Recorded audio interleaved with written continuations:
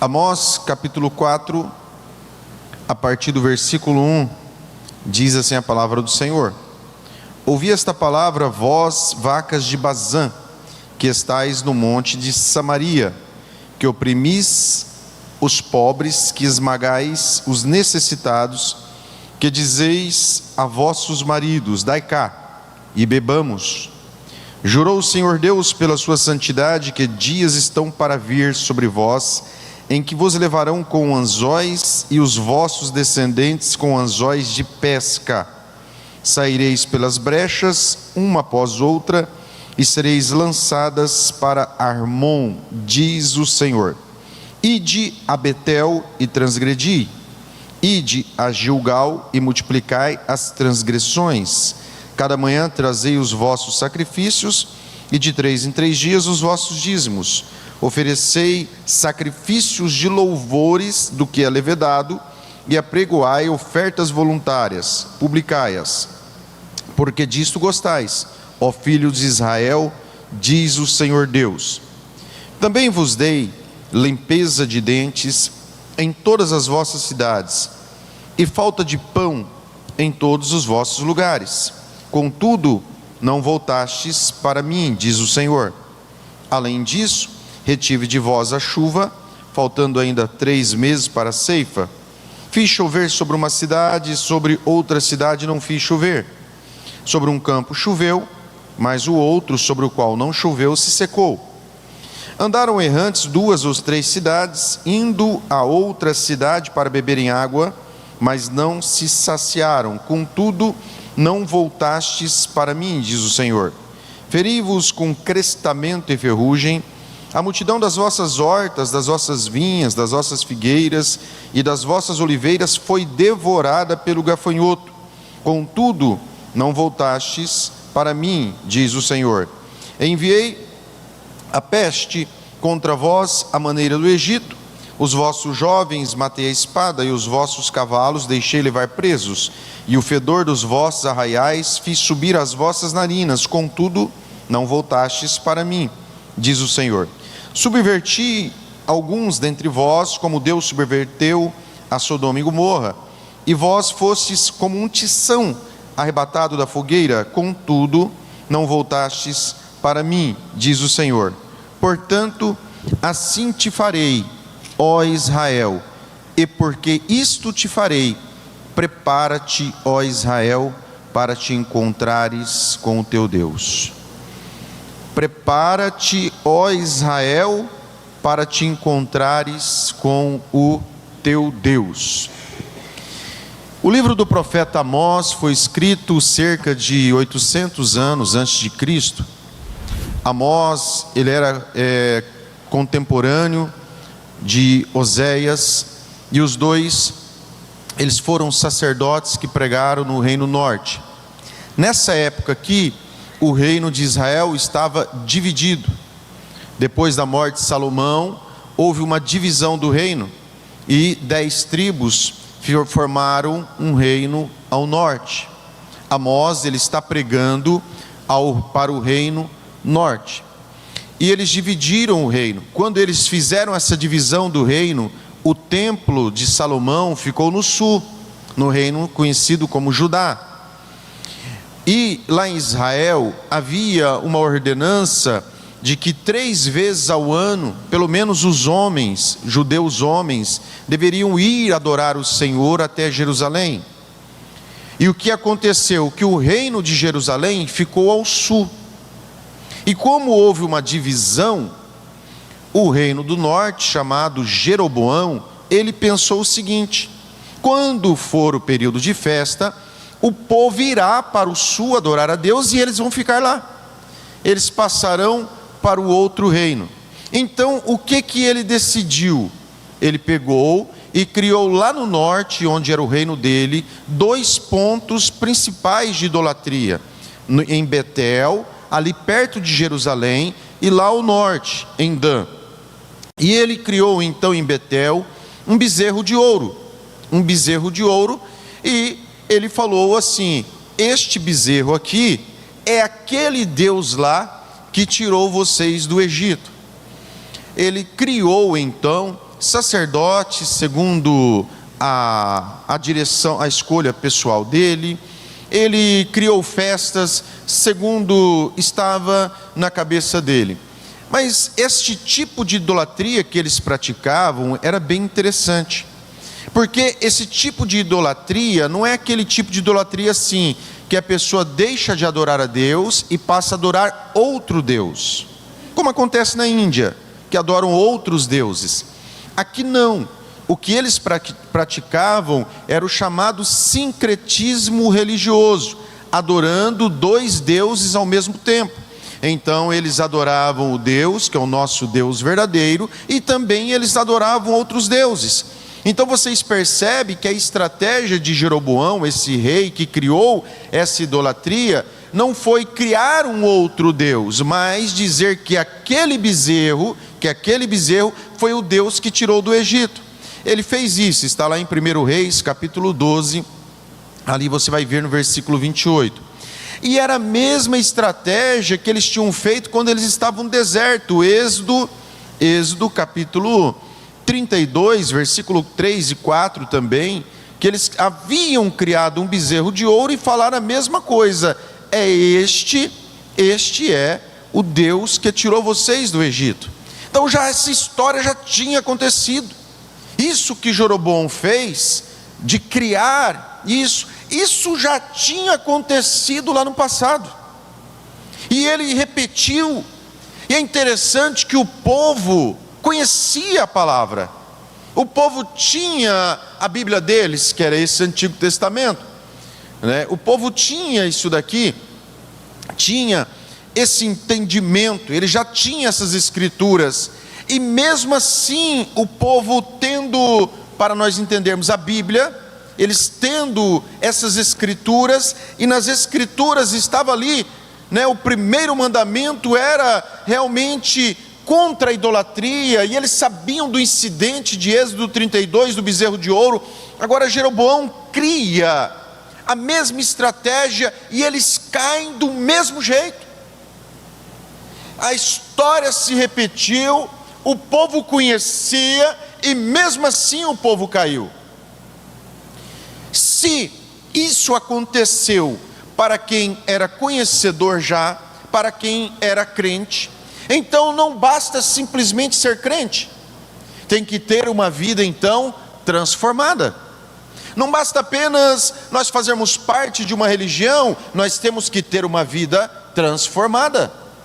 Nós precisamos, cada um de nós, termos um encontro pessoal com Jesus. Temos um encontro pessoal. Eles eram um povo religioso, mas mesmo assim, isso não estava agradando a Deus, porque Deus queria o quê? Mais verdade, o povo estar realmente de acordo com a palavra dele, com a palavra que ele havia dado e escrito para o povo. Amós, quando ele escreveu isso daqui, ele era uma pessoa simples, ele era uma pessoa do campo, ele não era profeta, ele não era filho de profeta. Foi Deus que levantou este homem. Ele morava no reino de Judá, mas Deus o levantou para pregar no outro reino, no reino de Israel, porque nessa época o reino de Israel, como eu falei, estava praticando o sincretismo religioso. Vocês estão entendendo a palavra? Amém, amém. Quando Jesus veio ao mundo, ele veio para implantar um reino.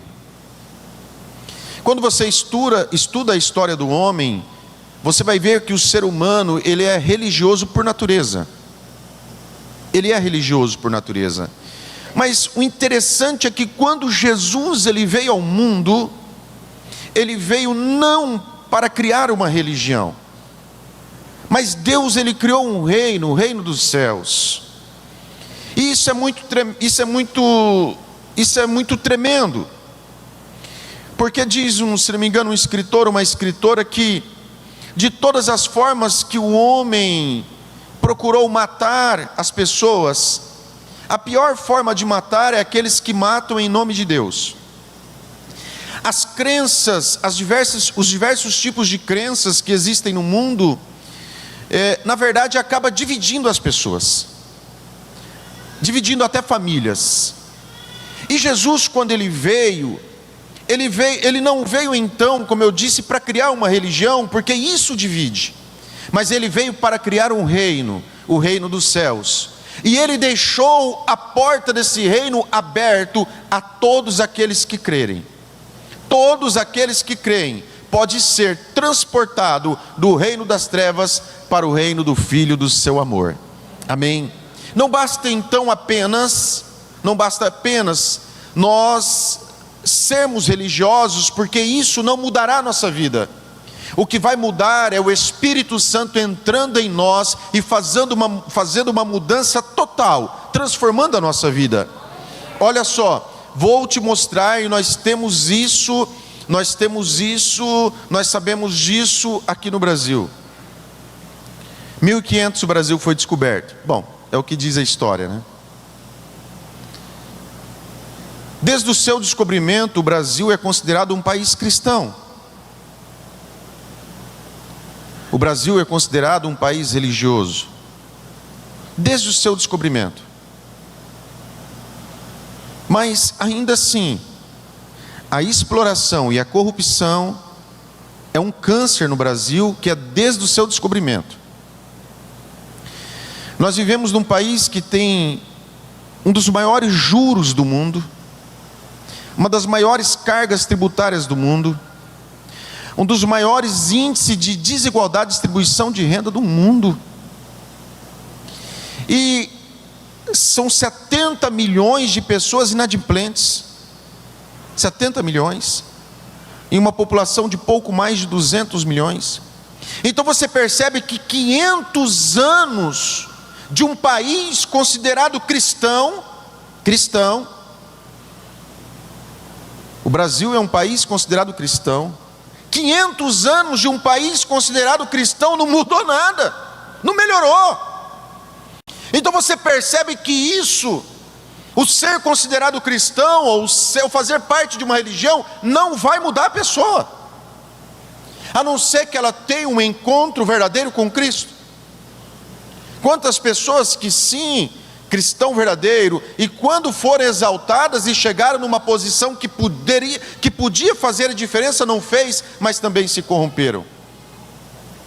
Amós, ele está pregando para um povo que vivia um estilo de vida parecido com o nosso, em nossos dias. Olha como que a Bíblia é atual. Certo pregador disse assim, que a Bíblia é mais atual do que é o jornal que vai sair amanhã. Olha como que a Bíblia é atual. 800 anos antes de Cristo, esse profeta profetizou isso daqui. E parece que ele está profetizando para os nossos dias. O que ele profetizou aqui, é tão atual e serve tanto para nós, que parece que ele é da nossa época. E isso é muito maravilhoso quando nós temos essa constatação de que a Bíblia é atual. Mas também pense em outro ponto aqui. Pense que se essa sociedade daquela época, que era o Reino do Norte, essa sociedade, a maneira e o estilo de vida que eles estavam vivendo é bem parecido com o estilo de vida dos nossos dias, significa o quê? Que o homem continua pecando do mesmo jeito, que a raça humana continua pecando do mesmo jeito. Os pecados são os mesmos de hoje. Aqui o profeta começa aqui a falar, e aqui a palavra ele fala sobre as vacas de Bazã. Bazã era um terreno fértil próprio para a pecuária, porque ali o capim era bom em Bazã. Era uma terra onde o capim era bom. Então as vacas ali de Bazã eram vacas gordas. E aqui ele compara as mulheres do Reino Norte como aquelas vacas de Bazã. Irmão, se fosse hoje, esse cara estava na cadeia. Se ele prega hoje, como ele pregou, e chamou as mulheres, 800 anos antes de Cristo, as mulheres do Reino Norte, ele já chamou de vacas de Bazã, ele estava preso. Mas só que eu quero falar para você, que não foi ele que falou isso. Quem falou isso daqui foi Deus. Ele só foi mensageiro. Foi Deus que falou isso daqui. E quando você olha Deus falando isso, você acha isso daqui muito duro. Mas quando você lê os próximos versículos, você vê o que elas estão falando. Quando você lê esse livro, fala que eles trocavam um escravo por um par de sandália. Eles pegavam uma pessoa e vendiam aquela pessoa como escrava, em troca de um par de calçados. E elas pegavam e falavam para os maridos: traga mais bebida. Ou seja, estou comentando, quando você voltar do trabalho, vê se você passa lá e traga mais bebida. Irmão, é muito atual. É muito atual. Então você percebe que os pecados que eles cometiam eram os mesmos que nós cometemos nos nossos dias. Eram os mesmos. Então você percebe que o mundo nunca irá melhorar por si mesmo. Que o mundo nunca ficará melhor por si mesmo. Não adianta fazer todos os tipos, como você pode fazer muitas coisas que pode até melhorar uma pessoa, mas a transformação verdadeira é só se ela tiver um encontro com Cristo. É só se ela passar pelo processo do novo nascimento. Pensa comigo, raciocina comigo. Se houvesse outro caminho pelo qual o homem pudesse ser salvo, por que Jesus veio ao mundo sofrer tanto? Por que Deus daria o seu filho para sofrer tanto, se houvesse outra oportunidade do homem ser salvo? Jesus falou: eu sou o caminho, a verdade e a vida, e ninguém vem ao Pai senão por mim, João 14,6. E a palavra fala que debaixo do céu não existe outro nome pelo qual o homem deve ser salvo, a não ser o nome poderoso de Jesus. Está em Atos. Timóteo fala que só há um mediador entre Deus e os homens, é Cristo Jesus. É Cristo Jesus. O mundo estava tão corrompido, como o mundo ainda está tão corrompido, que Deus deu o seu único Filho, para que todo aquele que nele crê não pereça, mas tenha vida eterna. Aí o profeta começa a falar o seguinte, o profeta começa a falar, e eu li aqui em Amós 4, e fala assim: olha, vocês começaram a ter falta de pão, e vocês não perceberam que isso era proveniente do pecado. Isso era um sinal de que Deus estava desagradando. Vocês perceberam que numa cidade choveu e na outra ficou seca. Vocês não perceberam que isso era consequência do erro e do pecado? Estou comentando. Vocês começaram a ver que a colheita foi devorada. Vocês não perceberam? Então Amós começa a falar para o povo: vocês não perceberam os sinais? Vocês não perceberam os sinais? Que tem um tempo que se aproxima sobre vocês. Irmãos, como nós já falamos muitas vezes aqui, e Paulo escrevendo a carta aos Filipenses, ele falou assim: não vos canso de dizer a mesma coisa, isso é segurança para vós, porque a repetição é uma forma de ensino. Olha irmãos, nunca uma geração viu tantos sinais como a nossa. Quando o povo saiu do deserto, eles viram sinais, milagres de Deus.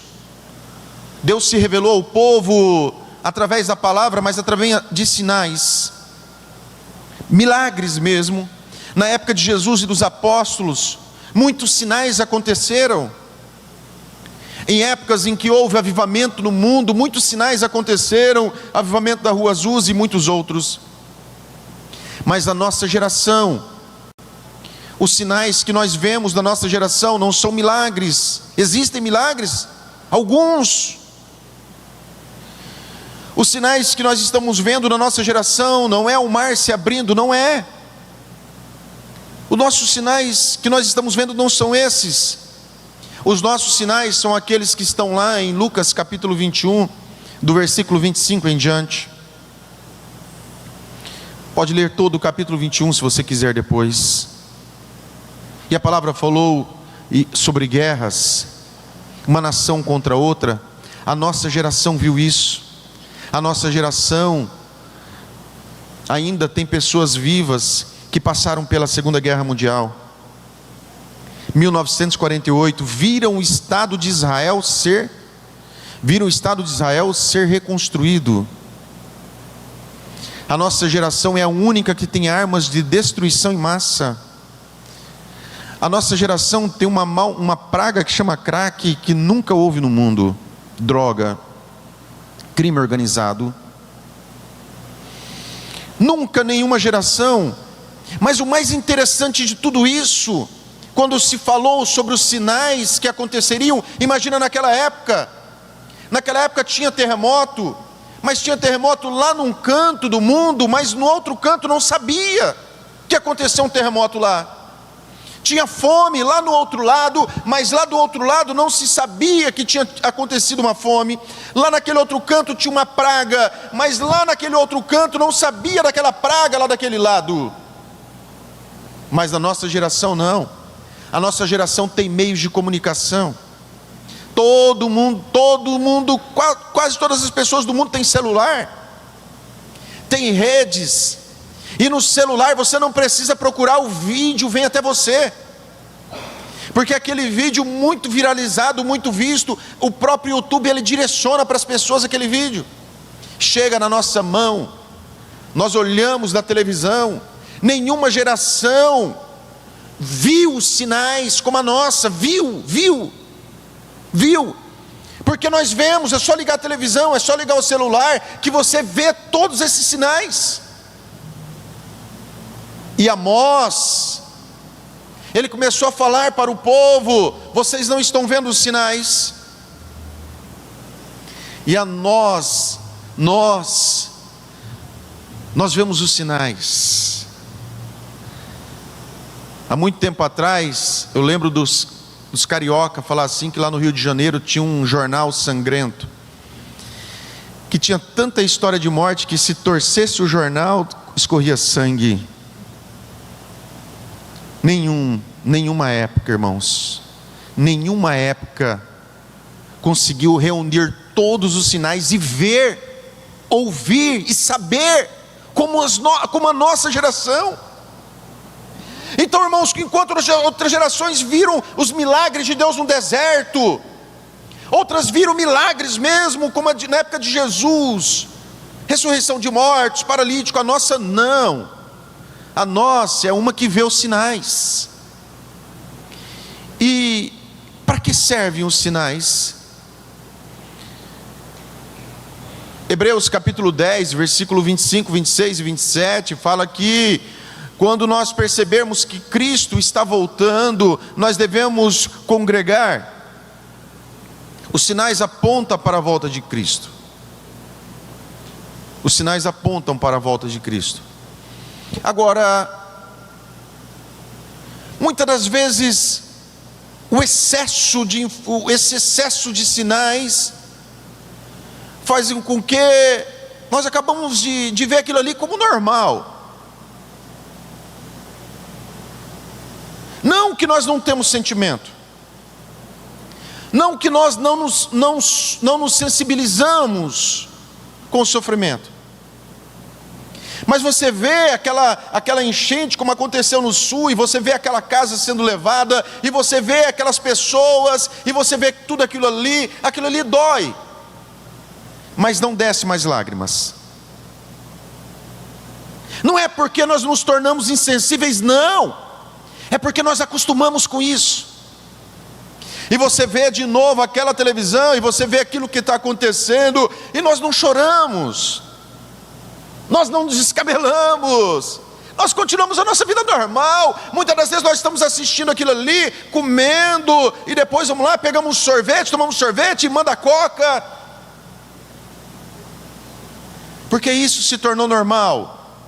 Mas não é porque nós somos insensíveis, é porque existem tantos sinais, mas tantos sinais nos nossos dias, que nós acabamos acostumando com isso. Nós acostumamos com isso daí. Eu lembro, não sei, deve fazer mais de 20 anos, eu lembro que nem tinha ainda, acho que a Justiça Federal em Três Lagoas. E tinha um homem que ele foi fazer uma interdição, se não me engano, acho que era isso, de uma outra pessoa. E aí ele teve que passar lá pelo médico, pelo perito, para ver se dava um parecer favorável. E aí o médico, o perito lá perguntou qual que é o problema do rapaz que você quer interditar. Ele falou assim: o problema é que ele é surdo, né? Então, se ele é surdo, ele não fala também. Então, ele não ouve, ele não fala. Ele também é deficiente, tem deficiência física numa perna. E ele também tem problema mental. Aí o médico perguntou para ele, falou assim: mas quando ele vai no banheiro, ele limpa sozinho? Aí o homem olhou para o médico: doutor, o cara já é surdo, o cara não fala, o cara é manco, o cara é deficiente, o senhor quer mais? O senhor quer mais? Porque a família inteira, nós conhecemos essa história, a família inteira cuidou daquele homem, mas agora tinha a possibilidade de receber um benefício, né, que ele ia ajudar para cuidar daquele homem. E às vezes eu nunca mais esqueci, porque ele ficou bravo com o médico, né? O senhor quer mais? O homem já tem tudo isso, e o senhor precisa de mais coisa ainda para poder dar esse benefício? Irmãos, e a gente fica pensando: será que precisa de mais sinais? Será que precisa de mais sinais? Para que nós venhamos ter um entendimento de que realmente Jesus está voltando? Será que nós precisamos de mais sinais para saber, irmãos, de que a volta do Senhor, ou o fim das coisas, está próximo? Nós não precisamos. E o profeta pegou e falou assim, nesse versículo que eu li, depois que Amós falou de todos os sinais, ele falou assim para o povo: prepara-te, ó Israel, para encontrares com teu Deus. Esse encontro não é encontro de salvação, esse encontro é encontro de juízo. Porque o profeta falou: olha, todos esses sinais não foram suficientes para levar vocês ao arrependimento. Então, já que todos esses sinais não foram suficientes para vocês, a nação do norte, se arrepender, então prepara, porque haverá um juízo sobre vocês. Vocês encontrarão com o próprio Deus. Todo joelho se dobrará e toda língua confessará que Jesus é o Senhor. Todo ser humano um dia comparecerá perante Deus. Todo ser humano, quer seja salvo para a salvação ou para a condenação, perdição eterna, mas todos comparecerão perante Deus. E o profeta falou: então se prepara, porque um dia haverá um juízo. Então se prepare, Israel, para esse dia. E a palavra desta noite, ela está falando assim, para mim e para você, que nós devemos nos preparar para um dia encontrar com o nosso Deus. Nós devemos nos preparar. Irmãos, 3 coisas que não dependem da minha e da tua vontade, mas que acontecem. Hebreus capítulo 9, versículo 27, fala que ao homem está ordenado morrer apenas uma só vez, e vindo depois disso o juízo. Não tem estágio intermediário, não tem reencarnação. Morreu, juízo. Ao homem está ordenado morrer apenas uma só vez, e vindo depois disso o juízo. Hebreus 9, 27. Pode colocar aí, Lívia, fazendo favor.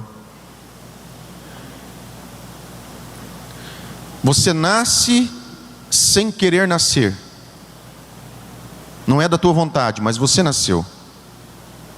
Mesmo que a pessoa não queira morrer, ela morre.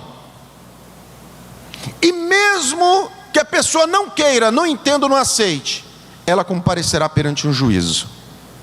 Nascimento, morte e juízo não depende do nosso gosto, não depende da nossa vontade. Isso nós estamos, todo ser humano está sujeito a nascer, morrer e a comparecer perante um juízo. E todos nós temos esse entendimento, ainda que não conheçamos a Bíblia. Esses sinais que acontecem, eles estão nos mostrando que algo está por acontecer de pior.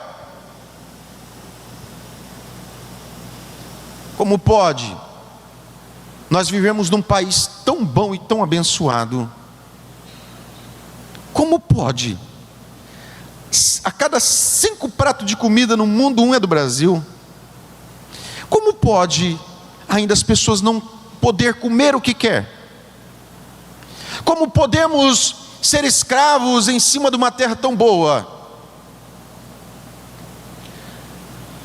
Irmãos, olha só, o apóstolo Paulo, quando escreveu a carta à igreja de Corinto, ele falou assim, que se nós esperamos Cristo somente nessa vida, nós somos os mais infelizes da terra.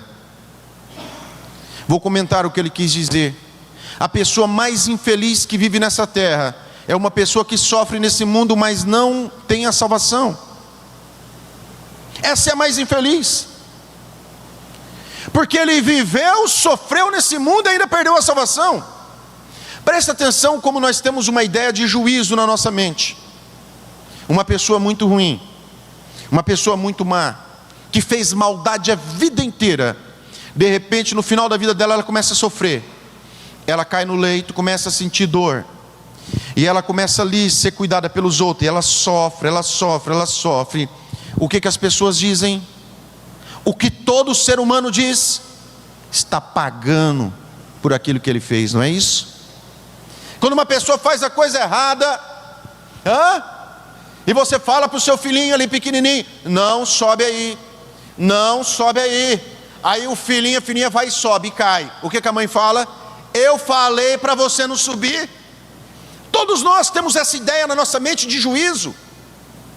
Está vendo? Está pagando por aquilo que ele fez. Nós temos essa ideia de juízo, isso faz parte de nós, porque isso virá acontecer. Isso acontecerá um dia. E Amós ainda falou para o povo: esteja preparado para esse dia. Esteja preparado para esse dia. Que esse dia não vos pega de surpresa. Olha só.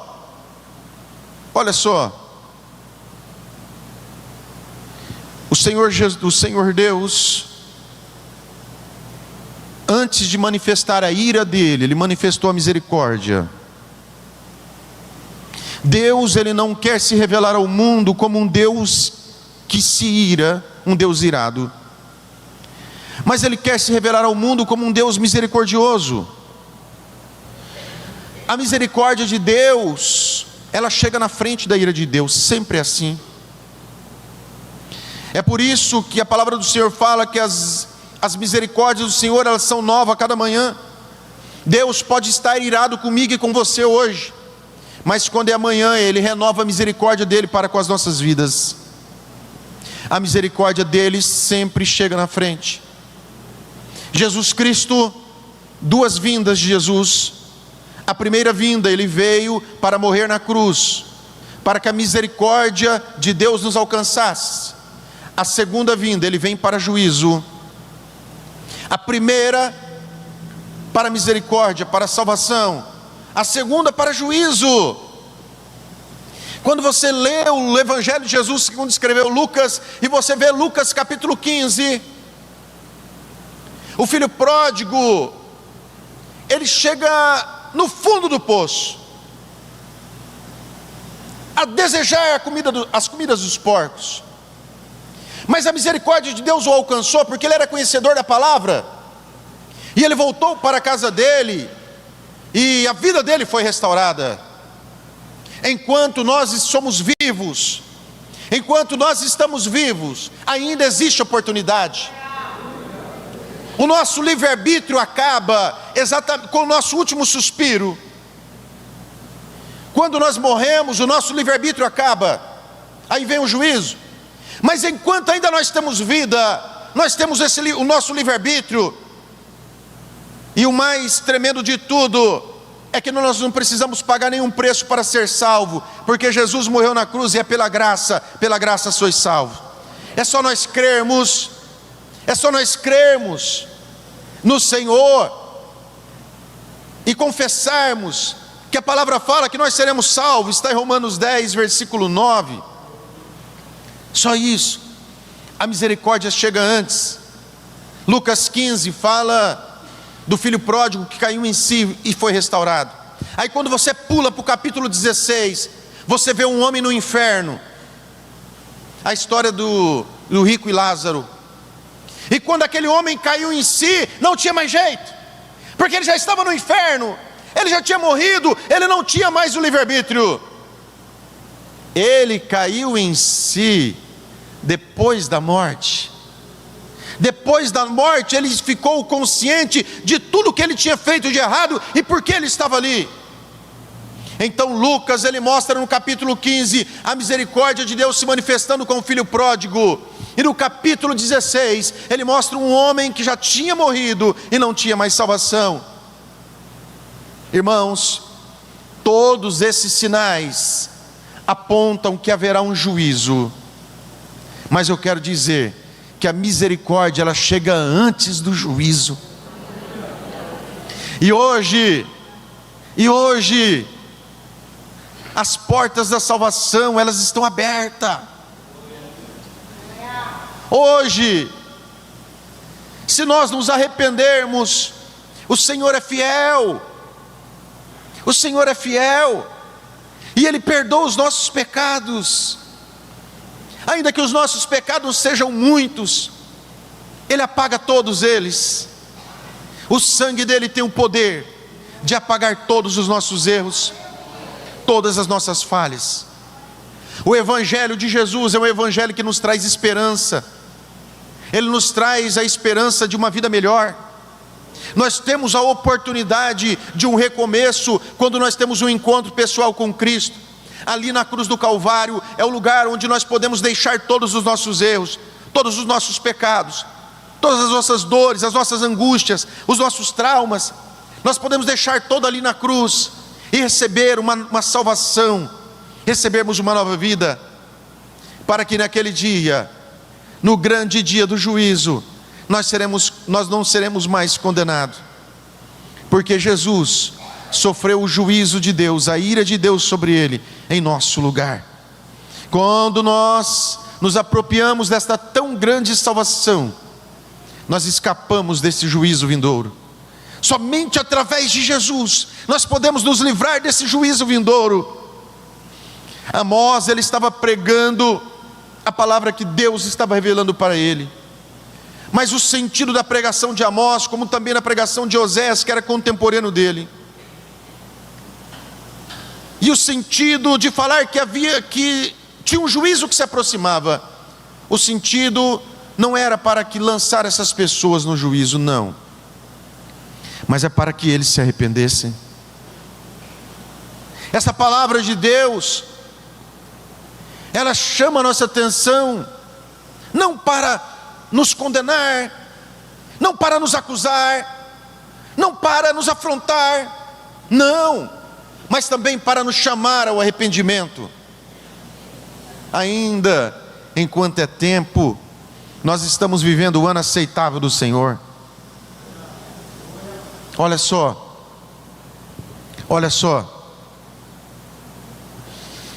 a Bíblia fala: se hoje ouvirdes a voz do Senhor, não endureçais o vosso coração, como no dia da provocação.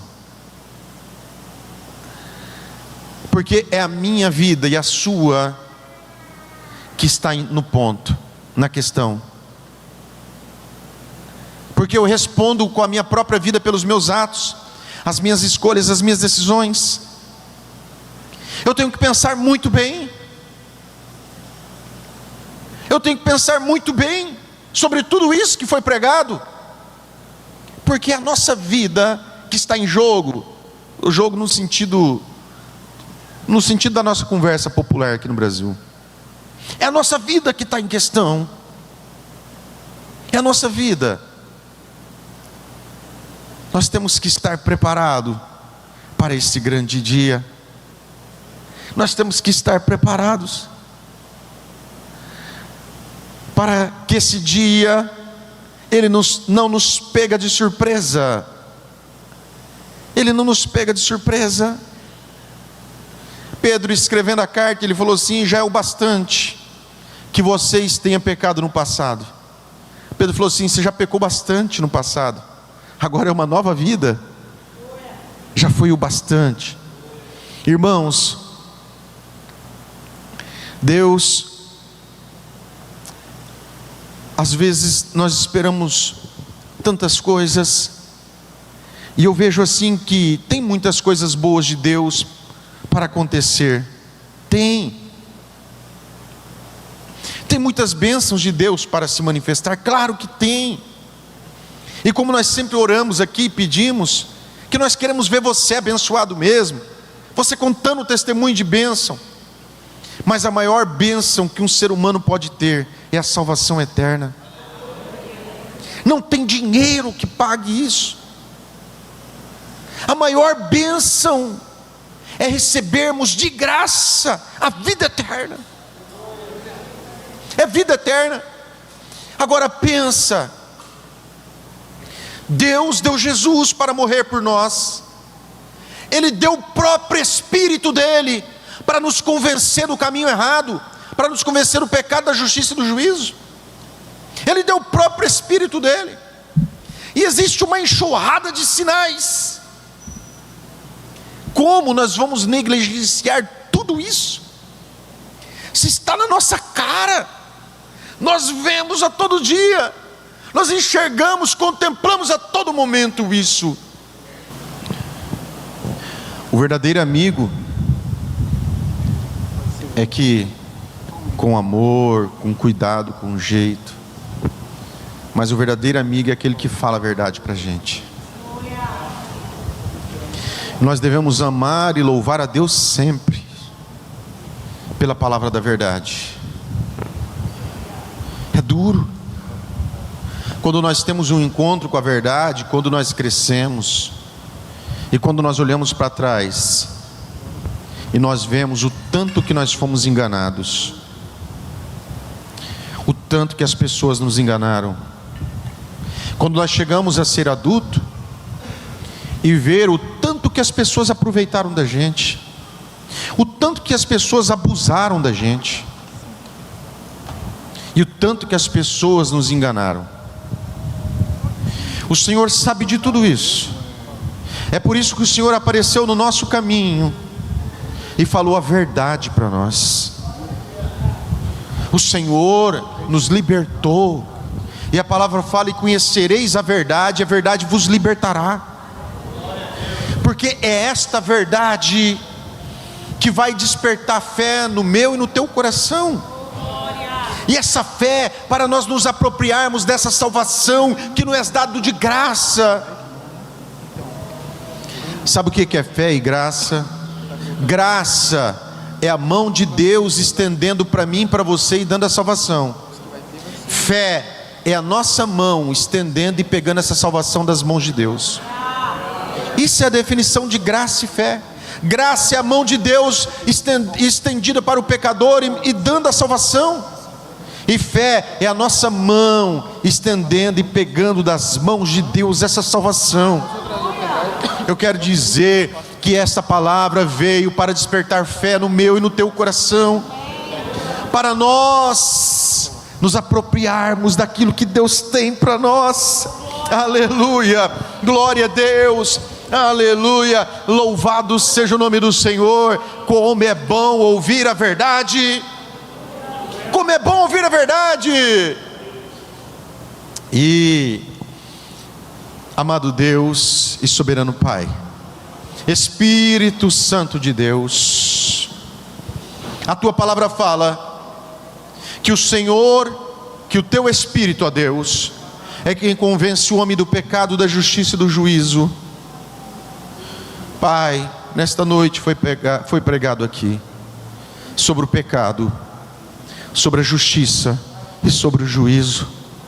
Espírito Santo, convença cada homem, cada mulher que aqui está, até as crianças que aqui estão, Pai, que nós sejamos todos convencidos, Pai, todos convencidos. Meu Deus, este pecado, ele faz mal para nós, ele, Pai, estraga a nossa alma, ele acaba com a nossa vida. Espírito Santo de Deus, eu peço a Ti, Pai, passa o sangue de Jesus aqui nesta igreja. Meu Deus, lava, Pai, aqui o piso desta igreja, Pai, com o Teu sangue precioso. Oh Senhor, um dia o Senhor lavou os pés dos discípulos, Pai, e o estava preparando para aquele momento da ceia. Senhor da glória e da vida, eu peço a Ti, meu Pai, passa aqui o Teu sangue e purifica a nossa vida. Meu Deus, nós queremos sair daqui, meu Pai, melhores do que quando nós entramos, Pai. O Senhor, Pai, pode dar muitas bênçãos para nós, Pai, mas o mais importante o Senhor já deu, foi o Teu Filho. O Senhor deu o Teu Espírito para nós, Senhor. Oh meu Deus, não permita, Pai, que o maligno, Pai, engane esta mente, Pai, que todo pensamento seja levado cativo, Pai, à Tua obediência agora, meu Deus. Oh Espírito Santo, realiza, Pai, o Teu poder agora, no meio desta congregação, meu Pai, e que cada um aqui reconheça, Pai, que só o Senhor Jesus é o Senhor. Oh, aleluia. Aleluia, aleluia. Oh Espírito Santo de Deus, santifique, Pai, o Teu povo aqui nesta noite, ó Deus.